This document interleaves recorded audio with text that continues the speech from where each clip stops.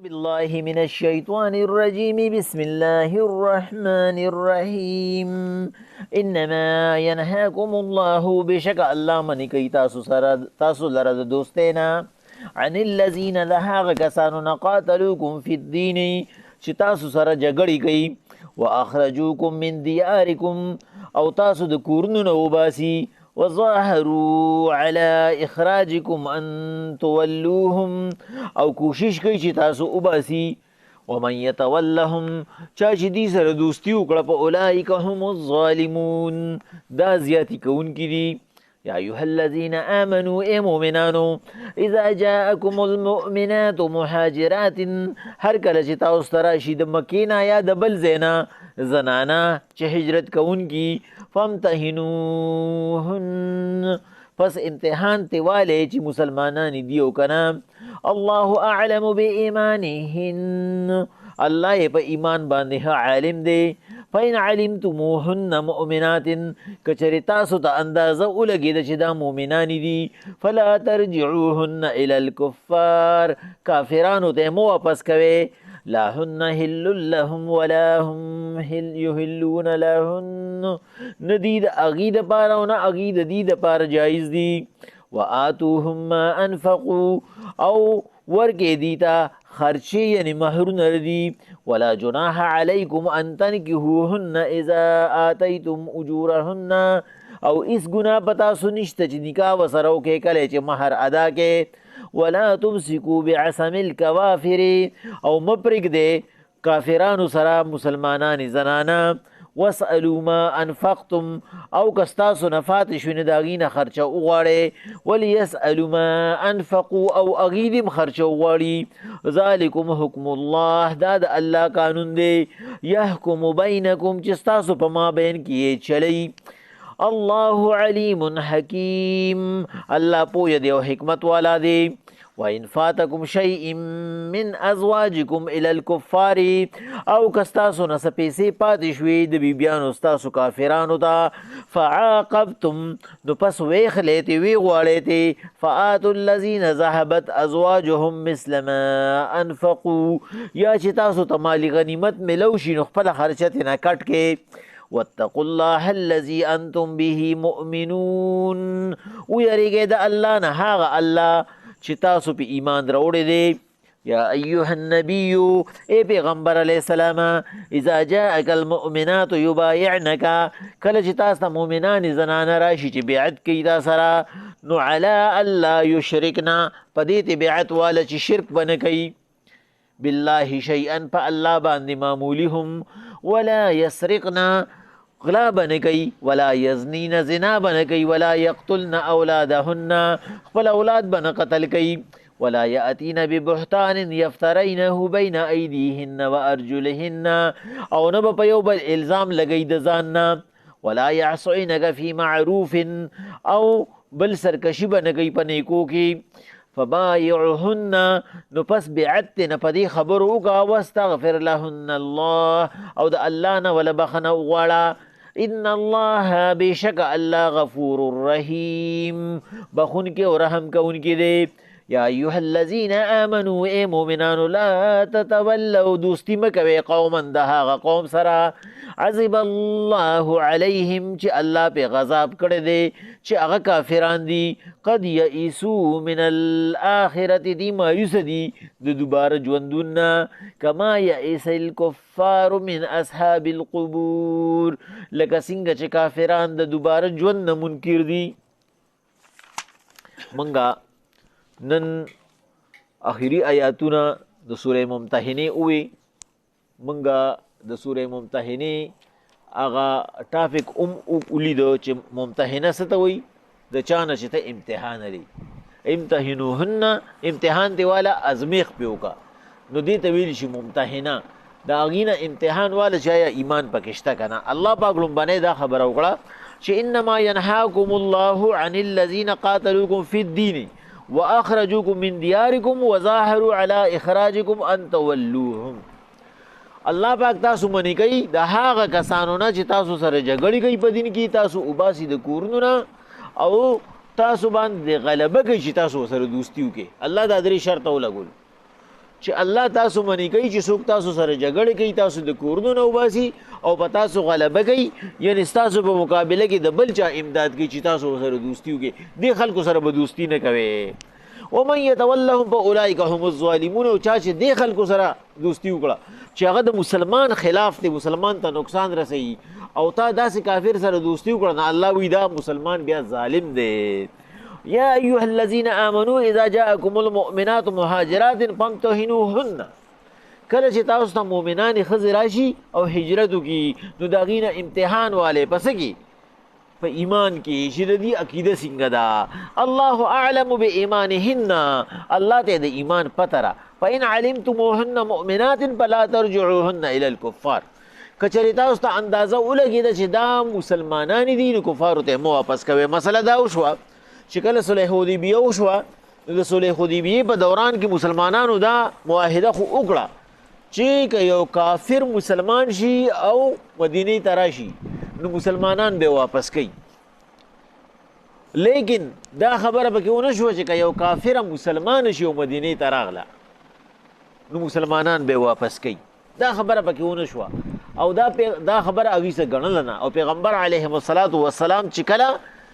دسخط کو نو هغوی ته وی چې ګورې که څوک مسلمان شو او رالو په زنانو کې ګورې هغه به نه واپس کېږي هغوی په دې خبره باندې اډو د سر غم غرضونه دو کافرانو ځکه چې دای خو سړو کې مقصد و دای په ذهن کې خدا خبره نه وه چې زنانه به هم داسې کوي او پیغمبر علیهم الصلاة والسلام خو پیغمبر و مدبر و د هغوی خو ډېر غټ سوچ و نو پیغمبر علیهم الصلاة والسلام ورته وویل چې دا ورسره ولیکه چې که چېرې یو زنانه مسلمانه شوه او راله ګورې نه به یې واپس کوو هغوی ورسره ولیکل او دسخط یې ورته وکړو مسله دا جوړه شوه چې کله مسلمانان مدینې ته راورسېدو نو د عقبه بن ابي معيط لور ام کلثوم رضی الله تعالی عنها عقبه بن ابي معيط د مکې لوی سردارو او د هغه لور ام کلثوم رضی الله تعالی عنها هغه مسلمانه شوه هغوی په زنځیرونو تړلې وه هغوی زنځیرونه وشلول او سره د زنځیرونو راوتښتېده اوس هغوی خو یې مونږه معاهده کړې ده بهایي چې څوک مسلمان شي واپس به یې راګئ هغوی راله په مسلمانانو پسې بهایي مونږ له ام کلثوم راکې ځکه چې ام کلثوم یو خو چې کوم دی نو یو خو ځوانه جینۍ وه بل د عقبه لور وه او عقبه چې کوم دی نو هغه لوی سردار و د مکې هغه خو ځان ته سوی هغوی ورپسې راله پیغمبر علیهم الصلاة والسلام ته یې وي مونږ له خپل قیدي راکړه پیغمبر صلی الله علیه وسلم ورته وي د معاهدې مطابق هغه زه تاسو ته نشم واپس کولی هغوی ورته وی نه نه معاهدې موافق به موږ ته واپس کړي پیغمبر صلی الله علیه وسلم ورته وی وګورئ معاهده وګورئ یو کاپي پیغمبر صلی الله علیه وسلم ځان سره راوړې وه او یو هغوی وړې وه پیغمبر صلی الله علیه وسلم ورته خپله کاپي وښوله وی دا لیکل دي او یې وګورئ ورته وی دا پکې مونږ لاندې لیکلي دي چې زنانه به نه واپس کېږي داسې خلک وو چې جاهلان جاهل مطلق او انتهایی رزیلان خو ګورې د وعدې پابند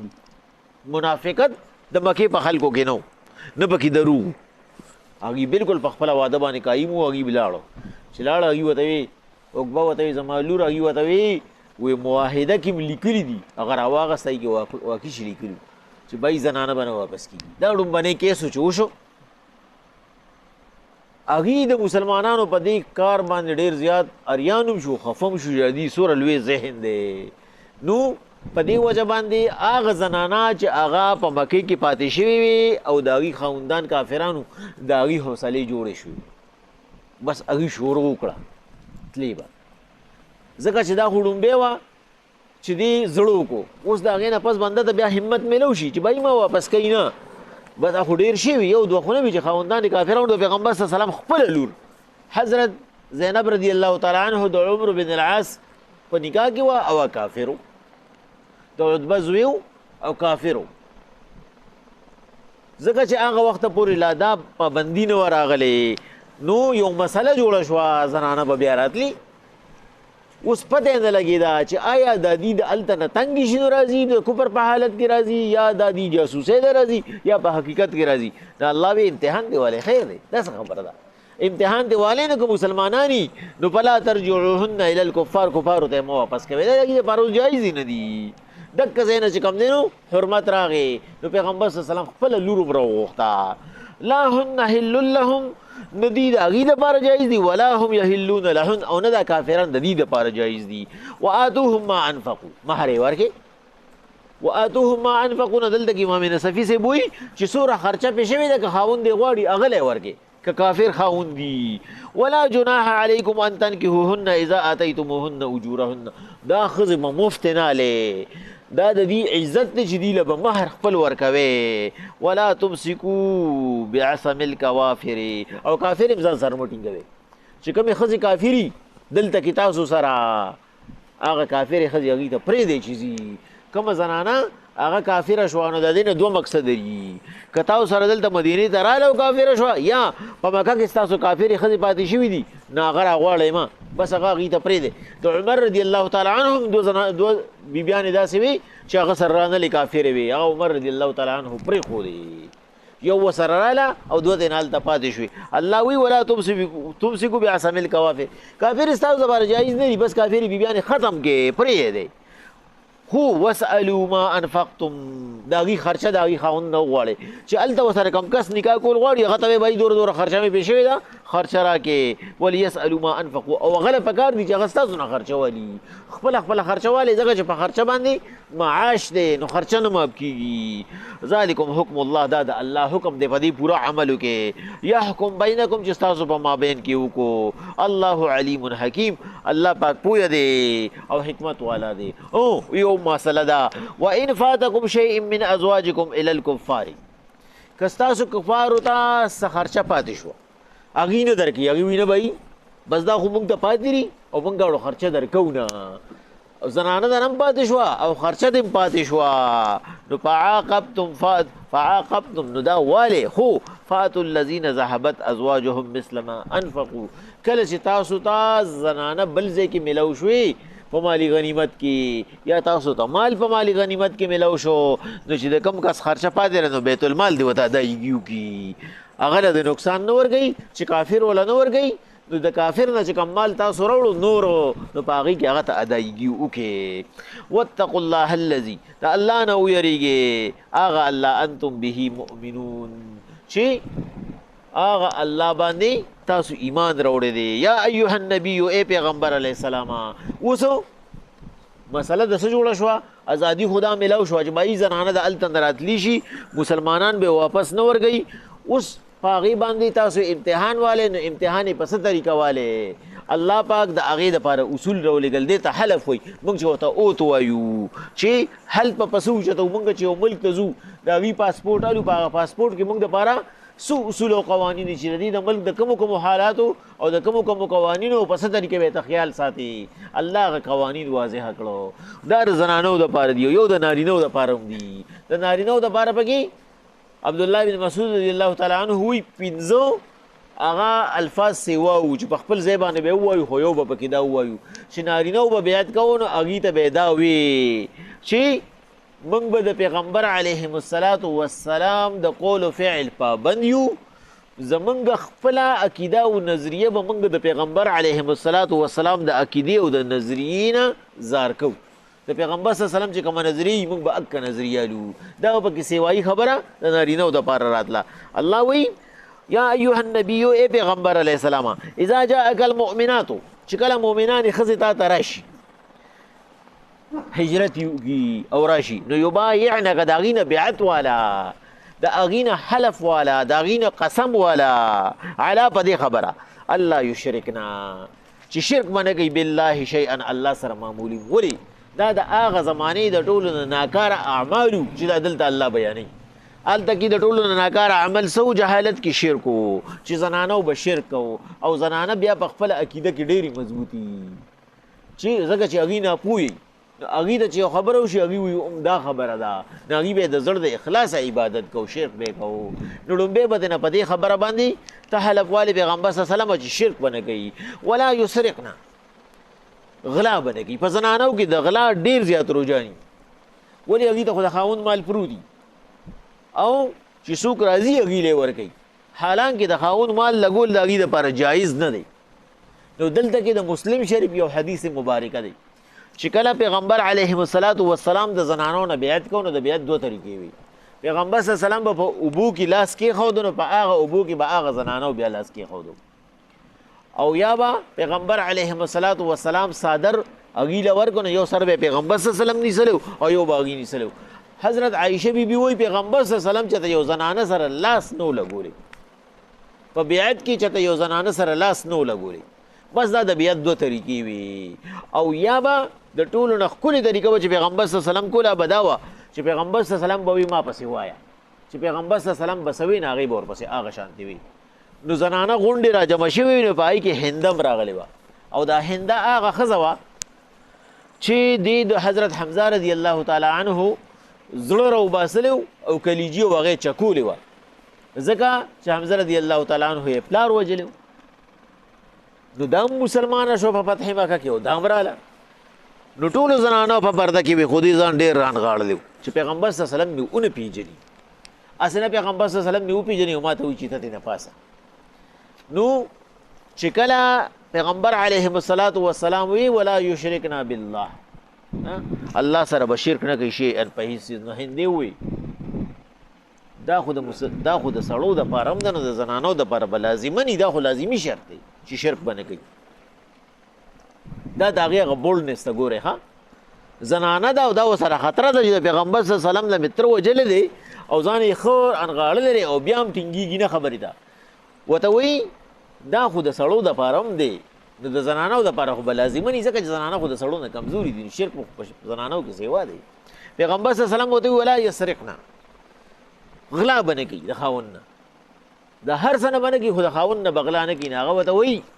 دکه ځای کې پویه نه شوه ورته وایي زما خاوند ابو سفیان ډېر زیات شوم او کنجوس سړی دی هنده ورته وایي زما خاوند ابو سفیان ډېر زیات شوم او کنجوس سړی دی او مال د ماشومانو دپاره هم خرچه نه راکوي نو زه د هغه نه که غلا وکړم د ابو سفیان ورسره خوا کې ولاړو هغه ورته وایي ما درته بخلې ده پیغمبر علیهم الصلاة والسلام مسکې شو وی لکه ته هندی هغه ورته وایي پیغمبر علیهم الصلاة والسلام زه هندی یم پیغمبر صلی الله علیه وسلم ورته وایي ولا یزنینه زنا به نه کوي ځکه چې د زنا رجحان په زنانو کې ډېر هغه ورته وایي پیغمبر صلی الله علیه وسلم د لوی خاندان زنان هم زنا کوي یعنی مقصد څه دی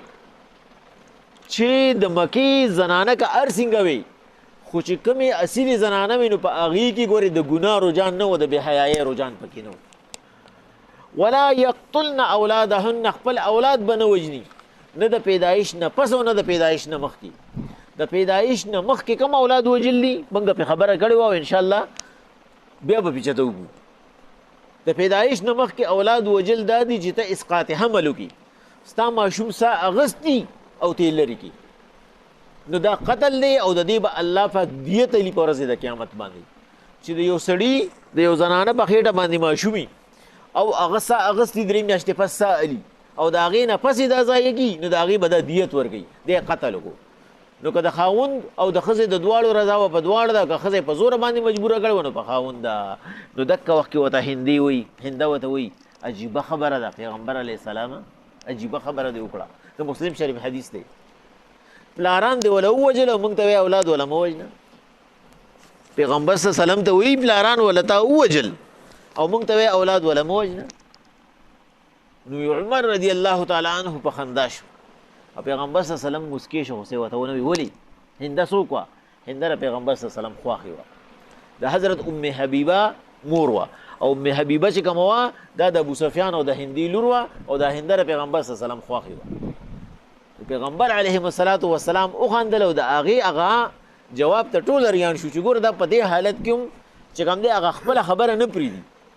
ورته وایي پلاران وله تاسې مو وژل او موږ ته وایي چې اولاد وله مه وژنې ولا یأتین ببهتان یفترینه بین ایدیهن و ارجلهن او په یو بل باندې به الزام نه لګوي بهتان په بهت الذي کفر والا بهتان دی دا د حیرانېدو د دلته حیرانېدو نه مقصد د بې حیایۍ خبره ده په یو بل باندې به د بې حیایۍ خبره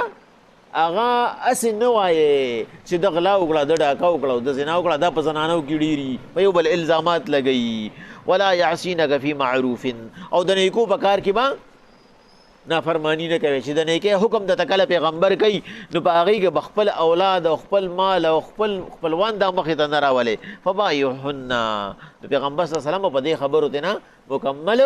هغه حلفنامه والا واستغفر لهن الله د الله نه ولا بخنه وغواړه د مخکنو ګناهونو ان الله غفور رحیم بشک الله بخون کې او رحم کوونکی دی یا ایها الذین آمنوا ای مؤمنانو لا تتولوا قوما عذب الله علیهم هغه قوم سره دوستیونه کې چې الله ورته په قهر دی چې غیر مسلم دي او خاص کر هغه د مدینې منافقان او یهودیان دي قد یئسوا من الاخرة کما یئس الکفار من اصحاب القبور دا منافقان د قیامت نه داسې نا امید دي لکه څنګه چې دا کافران د دوباره ژوند نه امید دي یعنی دی په دې کې یو بل سره ولګېدو د دې د قیامت یقین نشته نو په قیامت کې بسې مړي به د قبرونو نه راپاسي نه الله وایي دا منافقان او دا کافران دا یو خلق دی دی سره ځکه چې کوم دی دوستي مه کوئ چې په کوم سړي کې د منافقت نه ښیي او کوم یو سړی کافري چې دی قیامت هم نه مني او دی باسي بعد الموت هم نه مني بسم الله الرحمن الرحیم